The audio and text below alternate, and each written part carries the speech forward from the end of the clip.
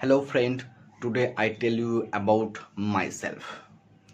Hi, good morning everyone. My name is Sandeep Haldar. I am 38 years old. I am from West Bengal. I live in Lakshmikantapur. I am a proud Indian. I began my primary education at my village school and I completed my higher secondary education at Dhola High School.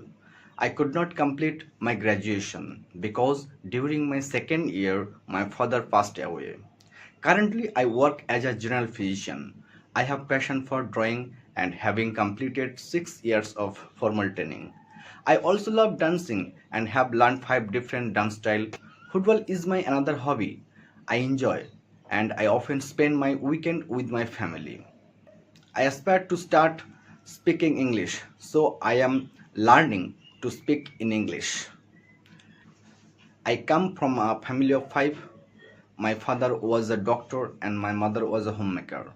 I have 2 sisters and a brother. I am married and blessed with 3 children. I love to travel different places and I am fluent in Bengali. I love Bollywood music and my favorite singer is Kumar Sanu.